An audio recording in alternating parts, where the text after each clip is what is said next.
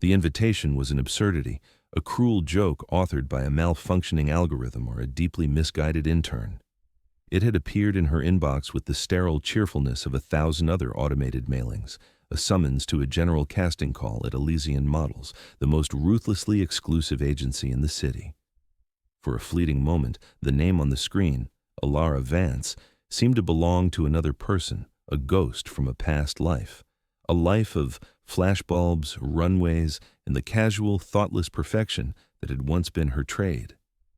Now, that name belonged to the woman who stared back from the mirror, a cartographer's map of pain and survival etched across her skin. Yet, she had accepted, not out of delusion, but out of a quiet, unyielding defiance that had become the very marrow in her bones. She would go. She would present herself. She would force the world of manufactured beauty to look at the beauty of what was real. The headquarters of Elysian Models was a temple to the unattainable. It occupied the top 3 floors of a skyscraper that pierced the clouds, a needle of glass and steel.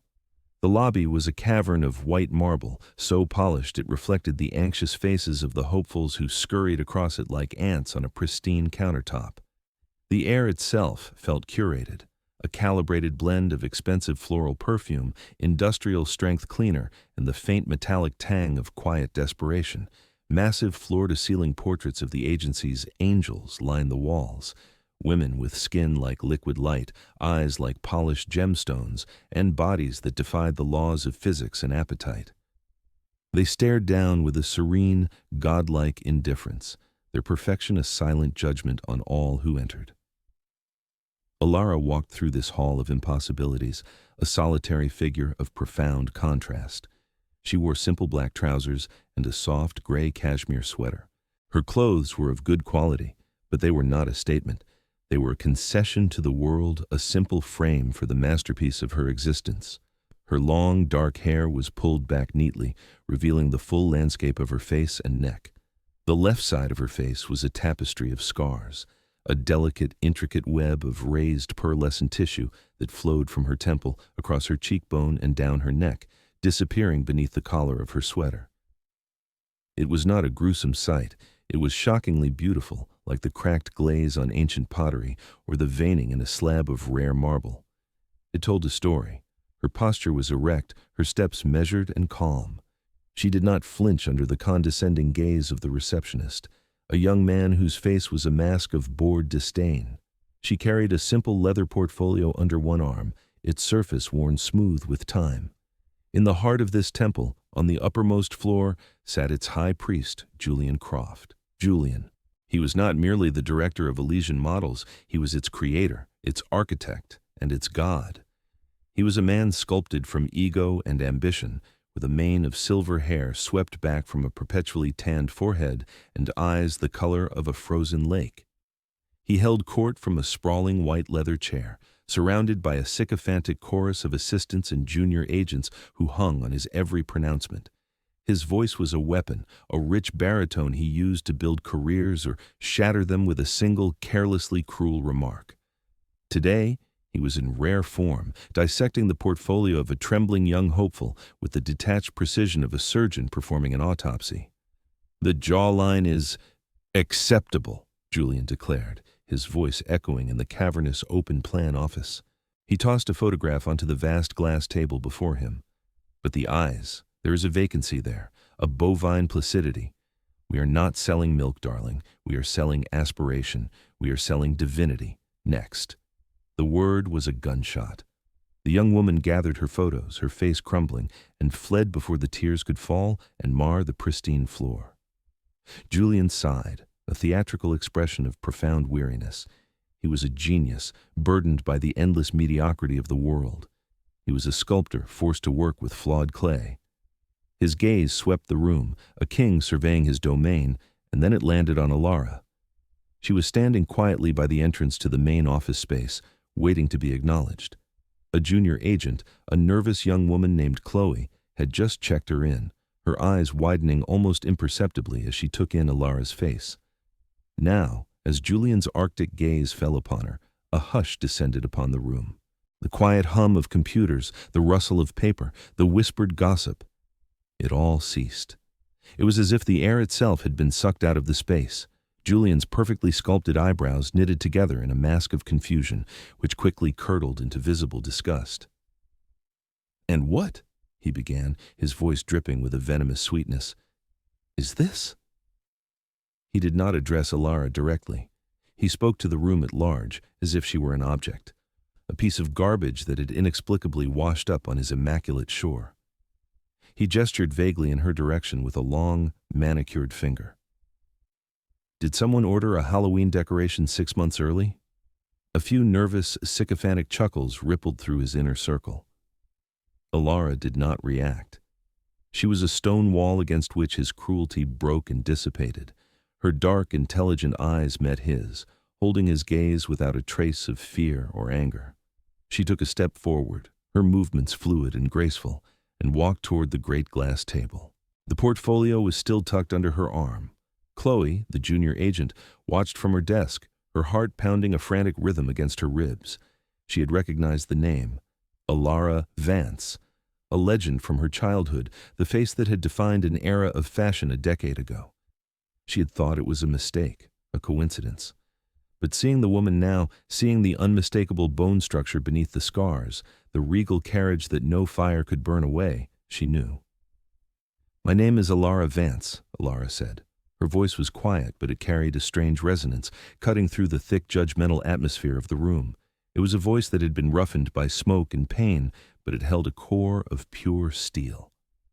"I am here for the casting call." Julian Croft threw his head back and laughed. It was not a sound of mirth. It was a brutal, barking explosion of sound designed to humiliate, to pulverize. It was a performance for his court. "A casting call?"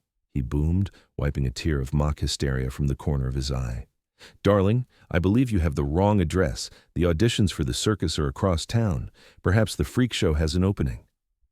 The laughter from his acolytes was louder this time, more confident. Alara's expression remained unchanged.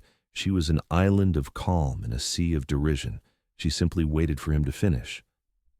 When the echoes of his manufactured laughter died down, she placed her portfolio on the edge of the immense table. The worn leather was a stark, organic contrast to the cold, sterile glass.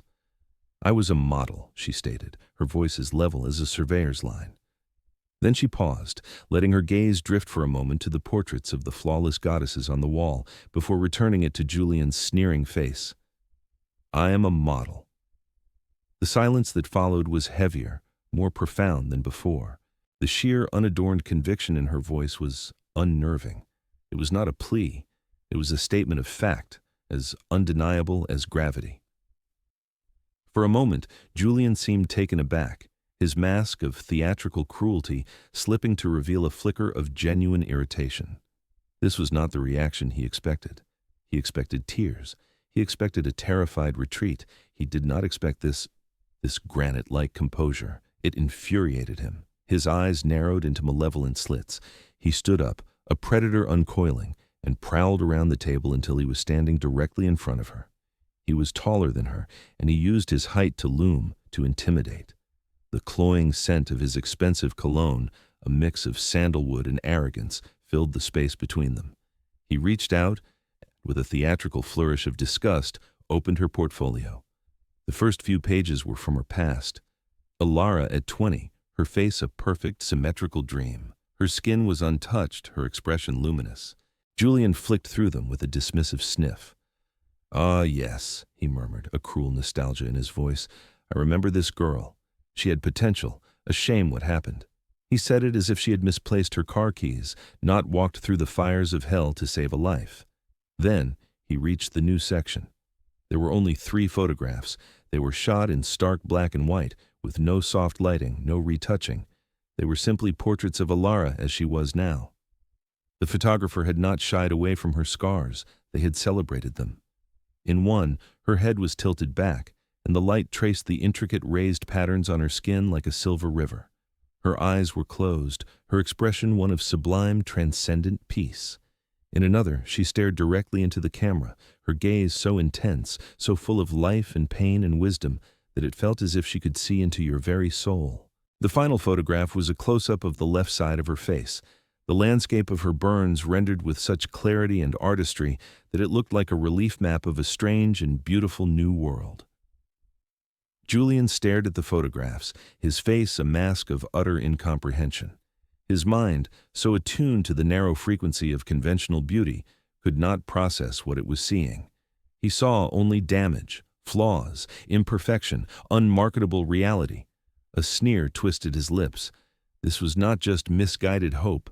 This was an insult to his aesthetic, to his entire empire. He plucked the final photograph from the portfolio. He held it up between his thumb and forefinger as if it were a contaminated specimen. He turned to his audience, a wicked gleam in his eyes. "Behold," he announced, his voice dripping with sarcastic reverence, "the new face of beauty." He paused for effect. "If you're selling medical textbooks on dermatology, perhaps."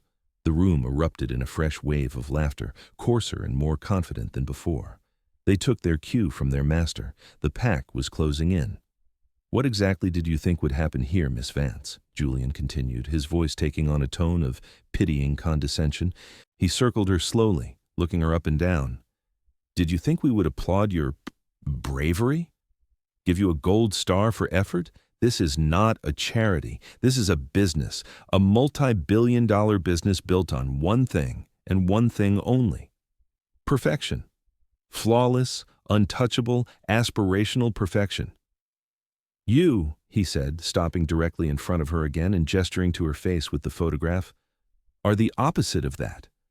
You are a reminder of ugliness, of tragedy, of things that people pay a great deal of money to forget." He leaned in closer, his voice dropping to a conspiratorial, venomous whisper. "People want to look at my models and dream of being them. When they look at you, they can only feel pity. Or disgust. And pity," he hissed, "does not sell perfume. Disgust does not sell couture." He straightened up, his performance reaching its crescendo. He held the photograph of Alara aloft one last time. "This," he declared to the room, "is not a portfolio. This is a cry for help. And we are not therapists." With a final dramatic flick of his wrist, he let the photograph flutter to the floor. It landed face up, the image of Alara's scarred, beautiful, defiant face staring up at the cold, indifferent ceiling. "Security!" Julian called out, his voice cracking like a whip. He did not even look at her anymore. She was dismissed, erased. "Please escort this person out of the building, and make sure she doesn't leave any of her things behind." He gestured vaguely at the portfolio on the table. Trinket, contraband. Two burly security guards who had been standing by the elevators began to move forward. They were large men, their uniforms stretched tight across their chests, their faces impassive. The other models and agents in the room looked away, a collective, cowardly turning of heads. They were embarrassed, or perhaps just relieved that the spotlight of Julian's cruelty had not fallen on them. Only Chloe, the junior agent, kept watching. Her face was pale, her hands clenched into fists under her desk. She was watching a legend being desecrated, and a part of her was screaming. Alara looked down at the photograph on the floor. She looked at the portfolio on the table. Then she looked back at Julian Croft, who was already turning away, basking in the renewed adoration of his court. He had moved on. The show was over. She had been reduced to a piece of trash to be swept away. But as the guards approached, she did not move. She simply stood her ground, a silent, immovable object of grace in the face of a hurricane of ego. Her calm defiance seemed to enrage Julian more than any outburst could have. He spun back around, his face flushed with anger. "Did you not hear me?" he snarled, his voice losing its theatrical polish and becoming something raw and ugly. "Get out." Alara finally bent down, not in submission, but with the deliberate grace of a dancer. She picked up the fallen photograph, her fingers brushing against the image of her own face.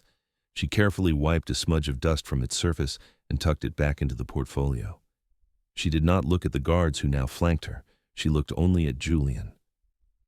"You are mistaken," she said, her voice still impossibly calm. "Pity is not what they will feel. They will feel awe." She closed the portfolio and held it to her chest. It was not a shield. It was a standard. "And you will feel nothing at all, because you will be irrelevant." Julian's face went from red to a blotchy purple. The sheer audacity of her prediction, delivered with such serene certainty, short-circuited his brain. He was speechless. He, Julian Croft, the kingmaker of the fashion world, rendered mute by a scarred, has-been model.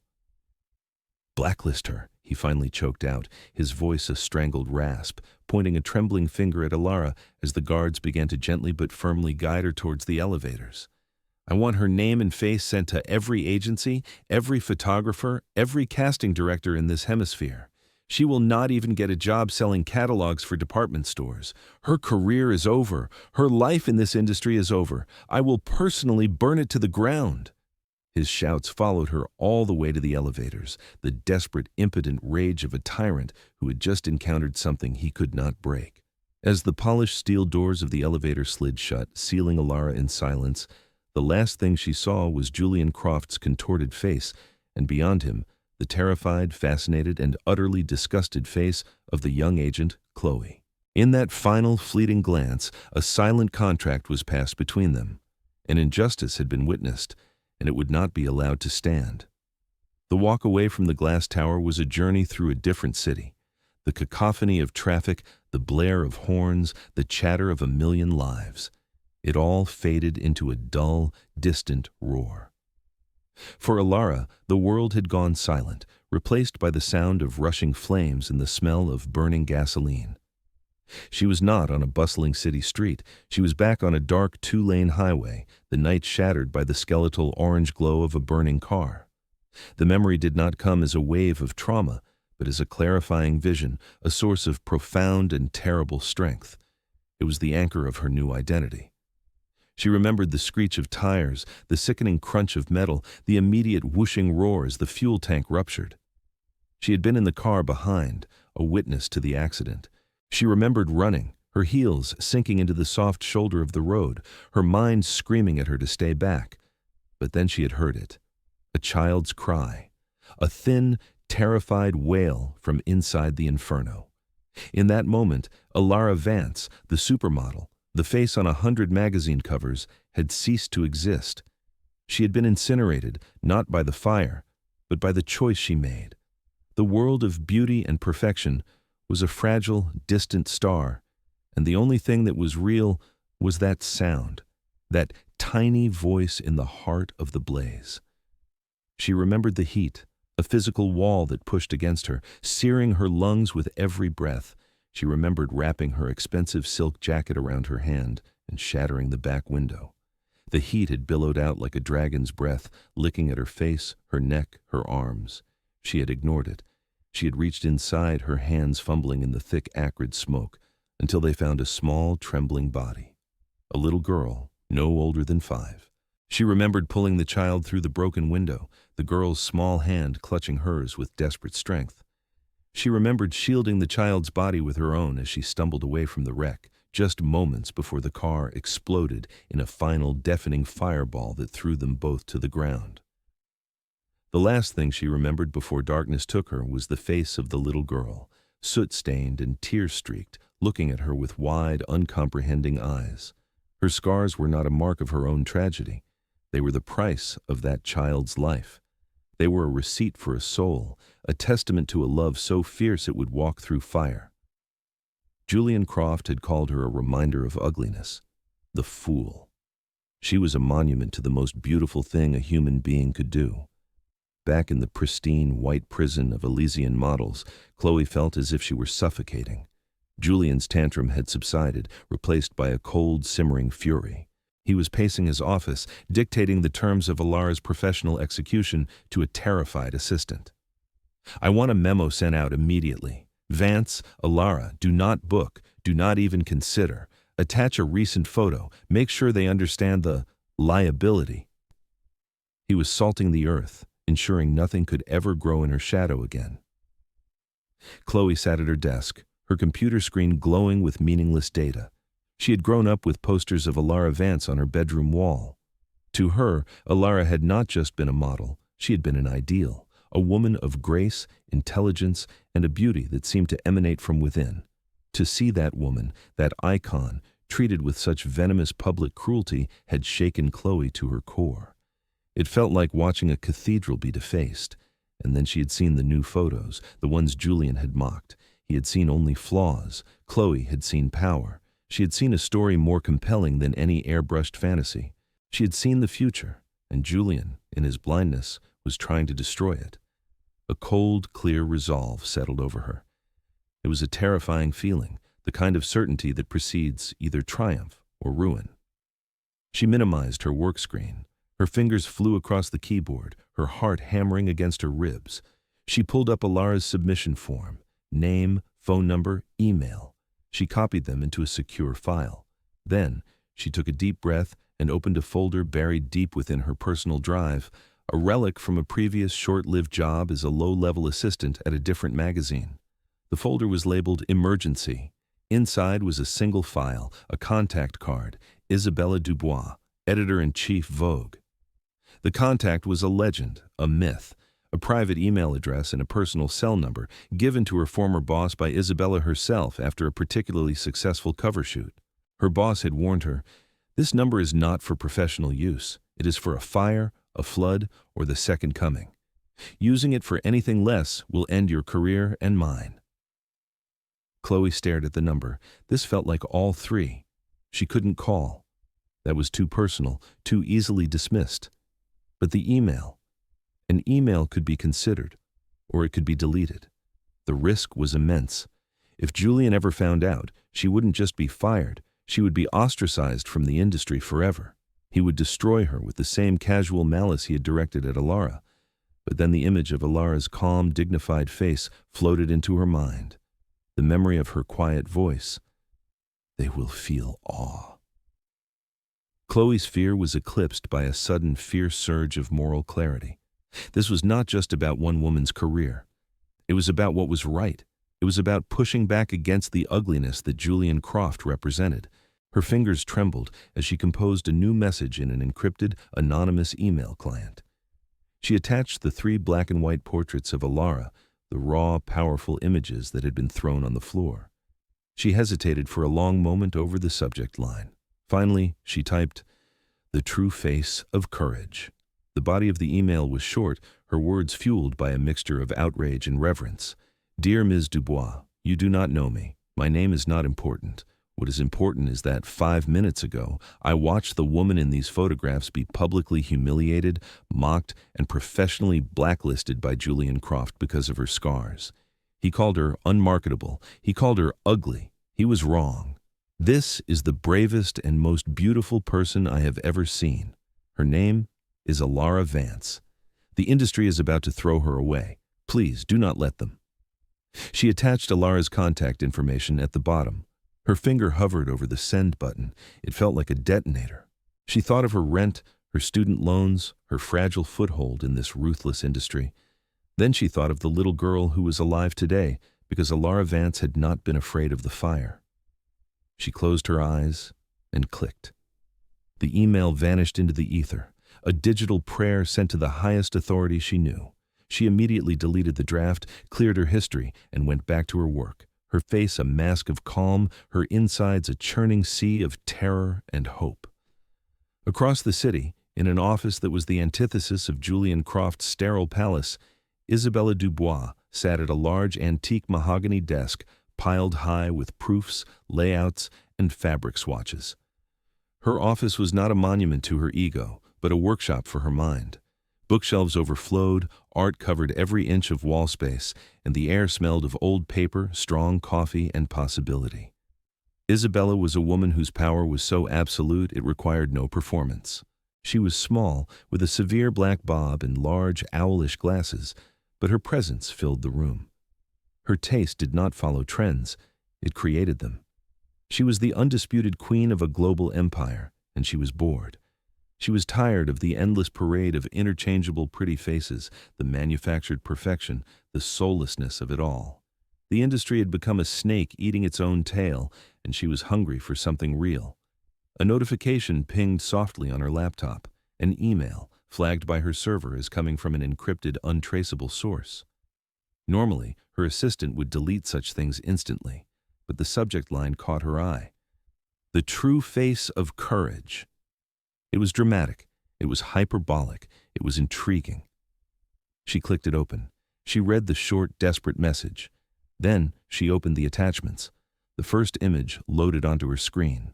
The close-up of Alara's face, the scars rendered in sharp, glorious detail. Isabella leaned forward.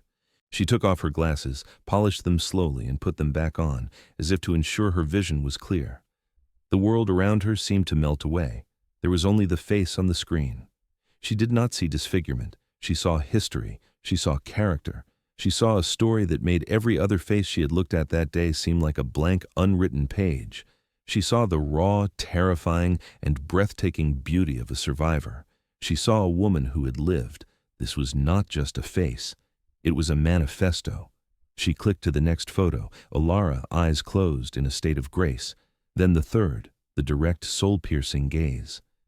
Isabella felt a jolt, a forgotten thrill of discovery that shot through her like electricity. This was it. This was the antidote to the poison of blandness. This was the story the world needed to hear, the face the world needed to see. She read the sender's message again. Humiliated, mocked, blacklisted by Julian Croft. A cold, dangerous smile touched Isabella's lips. Julian. That preening, pompous peacock, so obsessed with his own reflection he had become blind. He had been handed a diamond and, mistaking it for a lump of coal, had thrown it in the trash. An amateur's mistake. A fatal one. She did not reply to the email. She did not need to. She picked up her private line, the one that bypassed her phalanx of assistants. Her first call was to Pascal Lavoie, the most celebrated and temperamental photographer in the world. Pascal, she said, her voice calm and clipped. Cancel your trip to Milan. I'm sending you a face. You will shoot it tomorrow. It will be the most important work of your career. There was a pause, and then Pascal, a man who argued with kings and presidents, simply said, Yes, Isabella. Her next calls were a blur of decisive surgical action. She mobilized her top creative director, her most trusted stylist, her best writer. She booked a high-security, closed studio for the following day. She had her legal team begin drawing up an ironclad contract for Alara Vance.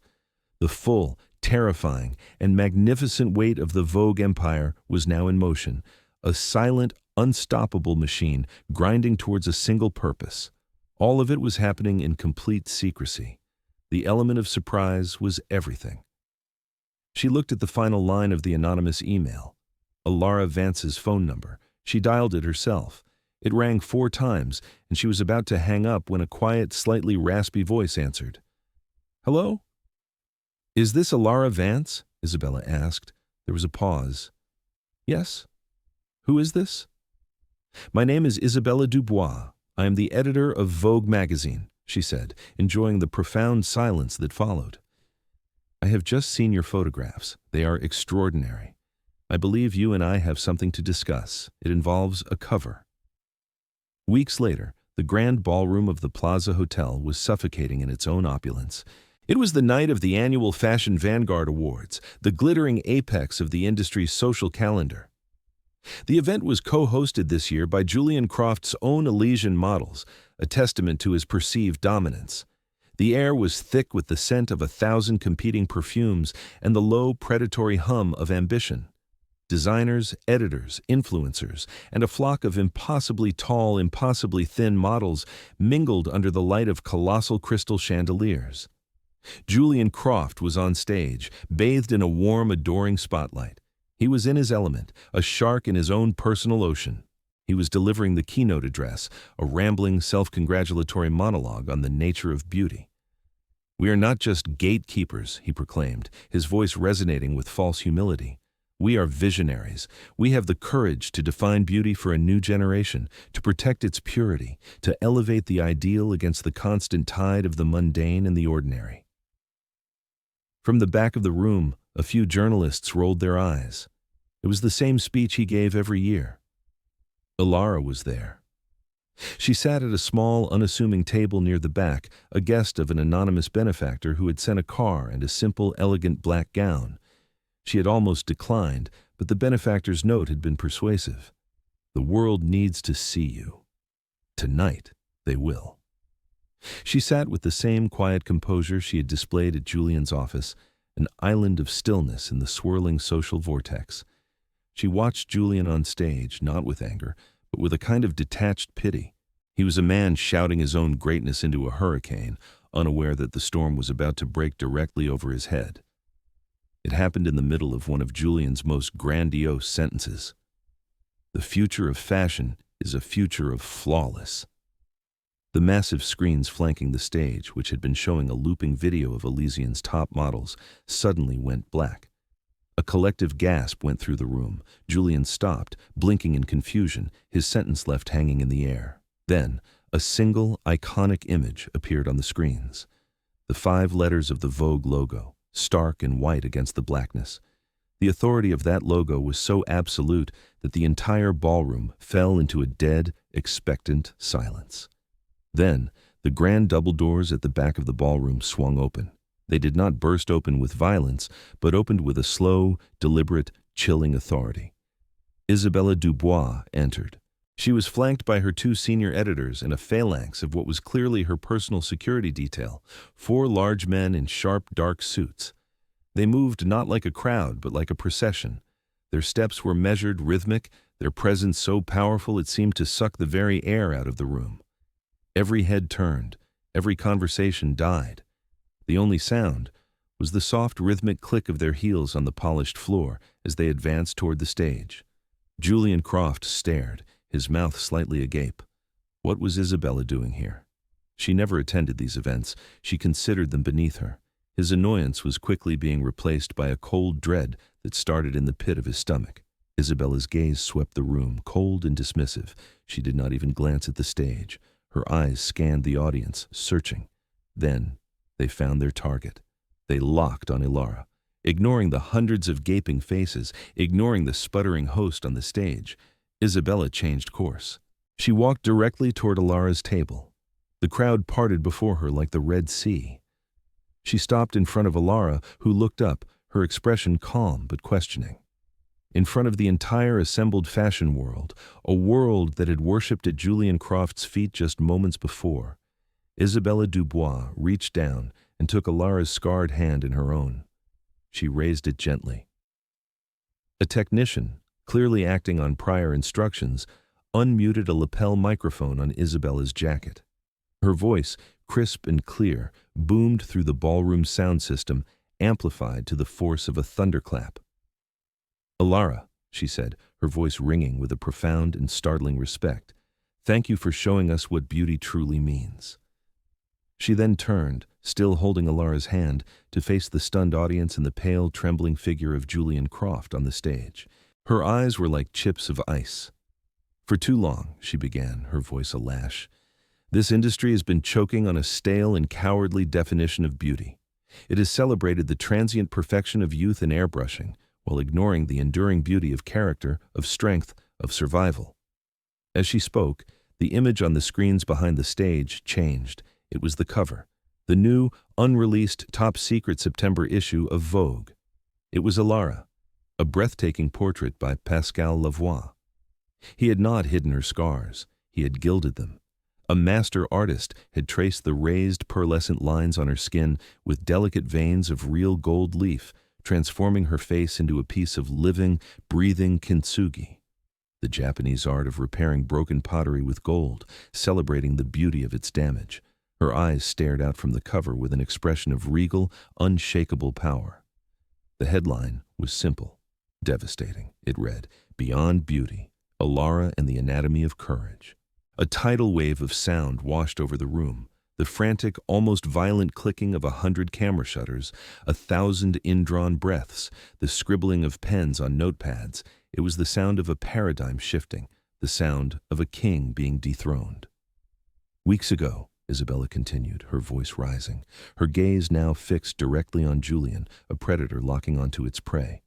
"This woman, this hero, walked into an agency in this city and was mocked. She was humiliated. She was told her story was unmarketable. She was told her face was an ugly reminder of tragedy." Isabella paused, letting the words hang in the air like an indictment. "The man who said this failed to ask how she got these scars. He didn't care. So allow me to tell you." And she did. In clear, powerful, damning detail, she told the story of the fire, of the child's cry, of the choice Ilara made. She painted a picture not of a victim, but of a warrior. "These are not scars," Isabella declared, her voice ringing with righteous fury. "They are medals. They are a testament to a depth of character that this industry, in its shallow vanity, has forgotten how to recognize. The man who rejected her saw only a flawed product. I see the future. I see the very soul of beauty itself." Julian Croft's face had gone through a ghastly transformation. The confident, tanned arrogance had melted away, replaced by a waxen, pasty white mask of horror. He shrank in the spotlight, physically diminishing under the weight of Isabella's words. He looked like a cheap mannequin, a hollow man whose stuffing had just been ripped out for the world to see. He opened his mouth to speak, to defend himself, but only a dry, pathetic squeak emerged. He was ruined. And he knew it. "Some people in this world are curators of beauty," Isabella concluded, her voice dropping to a low, lethal tone. "They merely display what others create. Some, the true artists, are creators. And some," she said, her eyes boring into Julian, "are simply blind. They fail to recognize true beauty even when it is standing right in front of them, offering them a masterpiece. Tonight, the fashion world has made its choice. We choose courage. We choose character. We choose Alara." The room exploded, not with polite applause, but with a roar. It was a standing ovation, a primal scream of catharsis and liberation. Journalists were already on their phones, dictating the story that would grace every front page and newsfeed the next morning. Julian's co-hosts and sponsors on the stage were visibly backing away from him, creating a physical distance as if his failure were contagious. He was alone, exposed, a king in a cardboard crown, his empire crumbling to dust in the space of 5 minutes. The sound of the cameras was a firing squad, and Julian Croft was its sole target. His reign was over. His name was already a footnote. The aftermath was immediate and brutal. The Fashion Vanguard Awards descended into a chaotic frenzy. Julian, stumbling and ashen-faced, was unceremoniously escorted off his own stage by the hotel's security, who were now taking their cues from Isabella's team. He was a non-entity, a ghost at his own coronation. Journalists, no longer interested in the fallen king, swarmed toward Alara and Isabella, a tide of microphones and flashing lights. They shouted questions, their voices a chaotic blend of excitement and awe. "Alara, how does it feel?" "Isabella, is this a new direction for Vogue?" "What's next for you, Alara?" But the new queen and her kingmaker were already being shielded. Isabella's security team, efficient and implacable, formed a tight protective circle around the two women. They moved with a calm, practiced purpose, creating a moving sanctuary that cut through the clamoring mob.